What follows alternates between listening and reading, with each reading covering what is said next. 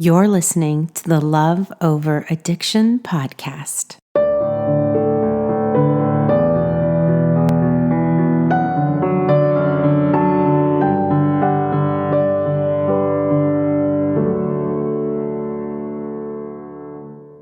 So for today's tip, I'm going to talk about a popular expression that says there are two sides to every story. The reason it's popular is because it's true.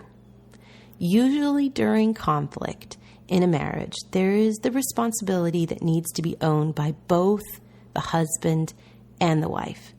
And as some of you know, I was once married to a good man who suffered with addiction and alcoholism. And I'm now remarried with 6 beautiful children. And just to go a little off topic for a second, they are all upstairs sleeping right now because I had the brilliant idea, and that's completely sarcastic, of starting a podcast during the summer. My office is right next to the living room, and so I was so excited when iTunes approved our podcast that I didn't consider I would need to record the sessions while my children were home and not in school. So I set my alarm for super early this morning while it was still dark outside so I could sneak downstairs and record this podcast for you with no additional background noise. So going back to the expression of two sides of every story, I wondered if that was true with addiction. Do I have any responsibility for his drinking or drug use? Is it really my fault that he makes hurtful choices? Should I carry this guilt around that weighs a ton? When he cuts me with his words, did I do something to deserve that? After a deep and long search of my heart, I decided to give back the responsibility of his life to him. That's exactly where it belongs. I refuse to own someone else's choices. But my healing doesn't end there. I went deeper because I know owning his addiction or not owning his addiction wasn't enough.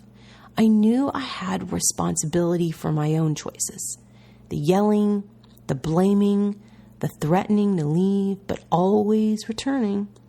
Why was I so afraid to leave? What was some of the payoff? Do you want to know? Okay, there are 4 very ugly reasons I chose to put up with his verbal abuse, lies, and constant rejection. And before I tell you, I have to say I do feel a little vulnerable. They're not pretty. Owning them shows off my darker side. So I'm holding on to hope that you, sweet listener, that you remember we don't do judgment in our community. Or if you judge me, please just don't tell me about it. Okay, and now one more thing before I go into the reasons why I stayed with over 10 years in a very destructive marriage filled with addiction. I know I feel like I'm dragging this on a little. I should just get to the point, but I really thought this was important for you to know. I want to say the main reason I stayed was because I loved him. I really loved him, and I loved his potential. And even though I left, I still do believe in his potential. Okay, so now we're getting to it.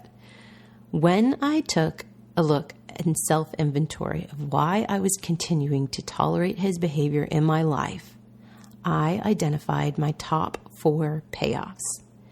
Number 1, I was scared to upset anyone and say no. I wanted to please everyone. I was scared of upsetting my in-laws, my parents, my friends, even my children's teachers, and mostly my children.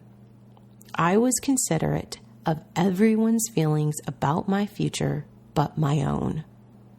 Number 2, His sickness made me feel important and needed. I felt wanted when he needed help.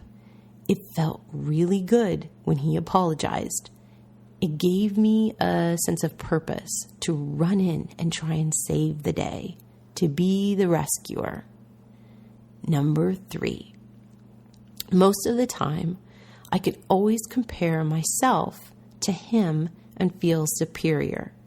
It was so much easier to get on my high horse and guilt him, blame him, or lecture him about his actions and choices. Never mind the fact that I was blaming, lecturing, or yelling. I didn't have to look at those bad choices because his were so much worse, right? No. And number 4, it was very convenient to be in love with someone with a disease, so the blame and focus was always on him, and never on me, and never on my issues. Because the truth is, I got issues. I don't have it all together. And I'm not going to go into them right now because that's another podcast or 2 or 3. But we all have issues. And hiding behind this disease can be a really convenient place to live. All the blame for our bad habits, our unhappiness, our problems become about his addiction or drinking. And I'm not, please hear me, sweet friends, I'm not saying that it isn't a reason to be happy. I promise, oh my goodness, it is so hard loving a man who has a problem with drugs and alcohol. But we also need to take a look at the baggage we brought into this relationship. So, those are my 4 reasons. It's not very pretty, right? But telling the truth can set you free. Can you relate to any of these? We all have our personal stories and our reasons for staying or leaving. We want to thank you for making this a judgment-free space for women to feel comfortable no matter what they decide or their personal reasons for making their choices. If you haven't already, we would love it if you could leave us a rating and review on iTunes. Not only do we love hearing your feedback, but it also helps women who are searching for answers find our podcast episodes. And lastly, be sure and subscribe to this podcast wherever you listen so you never miss an episode. That's all for this week. We'll be back in your podcast players next week. This podcast is created for your support, encouragement, and entertainment with Michelle's personal thoughts and beliefs. From one woman to another, bonded together by the fact we love someone suffering from addiction. This is not intended as a substitute for therapy or advice from a professional.